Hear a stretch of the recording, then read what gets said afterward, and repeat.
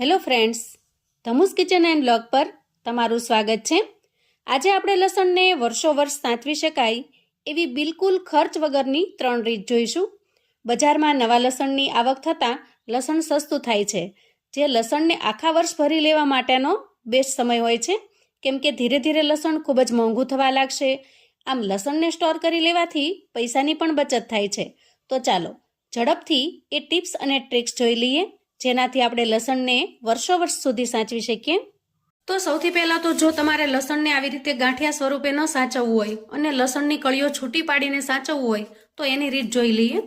તો લસણની કળીઓ સાચવવા માટે આપણે સૌથી પહેલાં કળીઓને છૂટી પાડી લેવાની છે, પણ ખાસ કરીને એક એ વાતનો ખાસ ખ્યાલ રાખવાનો છે કે લસણની કળીઓ છૂટી પાડતી વખતે ઉપરના જે ફોફા છે એ ન નીકળી જાય। આ રીતે આખી જ રહેવી જોઈએ, આના ઉપરના જે ફોફા છે એ ન નીકળી જાય, નહીં તો બગડી જશે।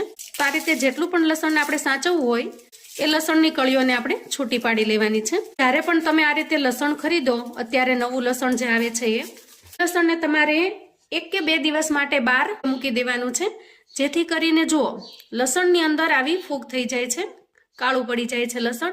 તો જે લસણ નવું હશે ને એ ઝડપથી બગડવા માંડશે। તો 1 કે 2 દિવસ જો તમે એને સૂકવી દેશો તો એની અંદરનો ભેજ નીકળી જશે અને પછી તમે એને આ રીતે સ્ટોર કરી શકશો। તો સૂકવતી વખતે આપણે એને તડકામાં નથી સૂકવવાનું, પણ બહાર સામાન્ય જે છાંયડો હોય પણ સૂર્યપ્રકાશ છે એની થોડી ઘણી ગરમી રહેતી હોય છે, એને લીધે એના અંદરનો ભેજ છે એ ઉડી જાય છે। તો આ રીતે છૂટી પાડતી વખતે જો આવી કળીઓ નીકળે તો એને આપણે અલગ કાઢી લેવાની છે, કેમ કે આ કળીઓ છે એ બધા જ લસણને ખરાબ કરી નાખે છે।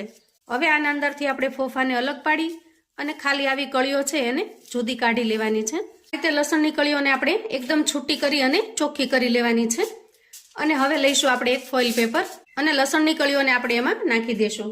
તો અહીંયા હું તમને એકદમ આધુનિક રીત બતાવી રહી છું કે જો તમારી પાસે ઘરમાં ફોઇલ પેપર અવેલેબલ હોય તો તમે આ રીતે પણ સ્ટોર કરી શકો છો, પણ હું એકદમ દાદીમાં અને નાનીમાં વખતની જે દેશી રીત છે એ રીતે લસણને સ્ટોર કરું છું, જે આપણે આગળ જોઈશું।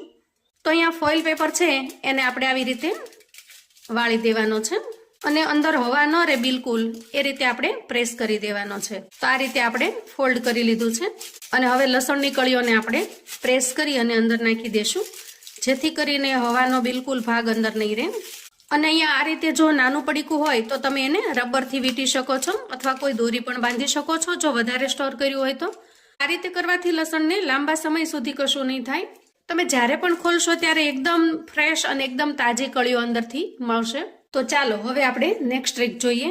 જ્યારે બજારમાંથી લસણ ખરીદીને લાવીએ ત્યારે ગાંઠિયા નાના મોટા મિક્સ હોય છે। તો અહીંયા સૌથી પહેલાં તમારે જે ગાંઠિયાનો ઉપરનો ભાગ છે એને કાઢી લેવાનો છે આ રીતે, કેમ કે લસણની સળવાની શરૂઆત છે, બગડવાની શરૂઆત છે એ આ ભાગથી થાય છે। તો લસણની કળીઓ ન છૂટી પડે અથવા તો લસણની કળીને જે ભાગ છે એ ન દેખાય એ રીતે આપણે ઉપરનો ભાગ છે એને કાઢી લેવાનો છે અને વધારાના જેટલા પણ ફોફા છે એને પણ આપણે કાઢી લેવાના છે। તો આ રીતે કરશો એટલે ફટાફટથી લસણના ફોફા છે એ આરામથી નીકળી જશે અને આ ઉપરનો ભાગ પણ જો થોડો વધારે હોય તો એને તમે કાઢી શકો છો। અહીંયા ફોફા ઉતારવાનું તમને ચાકુથી ન ફાવે તો તમે કાતરનો પણ ઉપયોગ કરી શકો છો। તો જો આ રીતે કાતરથી પણ તમે કાપીને કાઢી શકો છો, આરામથી નીકળી જશે કાતરથી પણ, અને પાછળનો ભાગ પણ આરામથી તમે કાપી શકશો, એકદમ ઝડપથી થશે કાતરથી કરશો તો। હવે આ લસણ સ્ટોર કરવા માટે તૈયાર છે। તો આવી કોઈ થેલી લેશું કાપડની કે જે આપણે કોઈ રેડીમેડ કપડાં કે કશું લાવીએ ત્યારે મળતી હોય છે। જો તમારે વધારે લસણને સ્ટોર કરવું હોય તો થોડી મોટી બેગ લેવાની। તો આ રીતને બતાવવા માટે અહીંયા મેં નાની થેલી લીધી છે અને થોડું જ લસણ લીધું છે, કેમ કે હું જે લસણ સ્ટોર કરવાની છું એ આપણે રીત હવે જોઈશું।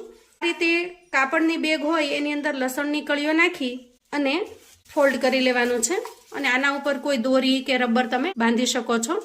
અને જો આ રીતે ન કરવું હોય ને વધારે જગ્યા હોય તો તમે 2 થી 3 આ રીતે ફોલ્ડ કરી શકો છો, જેથી કરીને એના અંદર થોડી ઘણી જે હવા જરૂરી છે એટલી મળતી રહેશે અને લસણ લાંબા સમય સુધી એકદમ સરસ રહેશે। હવે જુઓ ત્રીજી જે રીત છે એકદમ ટ્રેડિશનલ, વર્ષોથી જે આપણા દાદી નાની કરતા આવ્યા હોય અને દવા વગર પણ લસણને ખૂબ લાંબા સમય સુધી સાચવવાની જે રીત છે એ રીત હું તમારી સાથે શેર કરું છું। તો અહીંયા મેં એકદમ જૂની નાની માટલી લીધી છે, જે આપણે ઉપયોગમાં ન લેતા હોઈએ એવી માટલી છે અને એને ધોઈ અને મેં ચોખ્ખી કરી લીધી છે। અને હવે અહીંયા લીધી છે આપણે રાખ, એટલે કે ચૂલાની અંદર લાકડાને છાણા બાળ્યા પછી જે વધે છે એ રાખને આપણે અહીંયા ચાળીને લઈ લીધી છે। આ રાખને આપણે ચૂલામાંથી લઈએ ત્યારે એકદમ ચાળી અને લેવાની છે અને વળી એને થોડા સમય માટે તડકે પણ રાખીશું, જેથી કરીને એના અંદર થોડો ઘણો ભેજ હોય તો એ પણ નીકળી જાય અને લસણ એકદમ લાંબા સમય સુધી સારું રહે. તો આ રીતે સ્ટોર કરવા માટે જો તમારી પાસે રાખ ન હોય તો શું કરવું એ હું તમને આગળ બતાવું. તો અહીંયા જુઓ, સૌથી પહેલાં માટલાની અંદર આપણે થોડી રાખ છે એને ભભરાવી દેવાની છે બધી જ બાજુ. ઉપરની સાઈડ રાખને આપણે થોડી પોળી કરી લેવાની છે, જેથી કરીને તળિયું છે એ સારી રીતે રાખથી ઢંકાઈ જશે. અને તૈયાર કરેલું લસણ છે એને આપણે આ રીતે માટલામાં નાખી દેવાનું છે. તો આ રીતે થોડું નખાઈ જાય એટલે ફરી આપણે થોડી અંદર રાખ ઉમેરીશું. તો અહીંયા માટલામાં આપણે એક થર છે એ રાખનો કરીશું, પછી થોડું લસણ નાખીશું, પછી ઉપર થોડી રાખ નાખીશું. આવી રીતે થર ઉપર થર કરતા જવાનું છે. આમ કરવાથી લસણની અંદર જે થોડો ઘણો કુદરતી ભેજની જરૂર હોય એ ભેજ જળવાઈ રહે છે અને અંદર જે લસણના ગાંઠિયા સુકાઈ જાય છે એ સુકાતા નથી. એકદમ સરસ તમે જેવા અંદર નાખ્યા હોય એવા જ સરસ બહાર નીકળે છે. તો અહીંયા બતાવ્યા પ્રમાણે તમારે થર ઉપર થર કરતા જવાના છે. એકદમ ટ્રેડિશનલ રીત છે આ. તો અહીંયા જુઓ, ઉપર સુધી આપણે લસણને ભરી લીધું છે. હવે એના ઉપર પણ આપણે એક રાખનો થર કરી દેવાનો છે. જુઓ, આવું કોટનનો એક કટકો લેવાનો છે અને માટલી ઉપર આ રીતે આપણે સેટ કરી દેવાનો છે અને પછી કોઈ દોરીની મદદથી આપણે એનું મોઢું છે એને બાંધી દેવાનું છે. જો આ રીતે. અને હા, તમારી પાસે જો રાખ અવેલેબલ ન હોય તો એની જગ્યાએ તમે અનાજમાં નાખવાનો પાવડર પણ વાપરી શકો છો, પણ એની ક્વોન્ટિટી રાખ જેટલી નહીં રાખવાની. એ તો તમે થોડો થોડો ભભરાવશો તો પણ એ લાંબા સમય સુધી લસણ સારું રહેશે. પણ મોટા સિટીની અંદર રાખ ઝડપથી અવેલેબલ હોતી નથી, તો અનાજનો જે પાવડર છે એ આસાનીથી મળી જાય છે. તો મિત્રો, આવું અવનવું જાણવા માટે અને મને સપોર્ટ કરવા માટે ચેનલ પર જો તમે નવા છો તો પ્લીઝ ચેનલને સબસ્ક્રાઈબ કરજો. આજનો વિડીયો ગમે તો લાઈક અને શેર કરજો. તમારા સગા સંબંધી મિત્રોને પણ આપણી આજની આ લસણને વર્ષો વર્ષ સાચવી શકાય એવી ટિપ્સ અને ટ્રિક્સ ચોક્કસથી મોકલી આપજો, જેથી એ લોકો પણ અજમાવી શકે.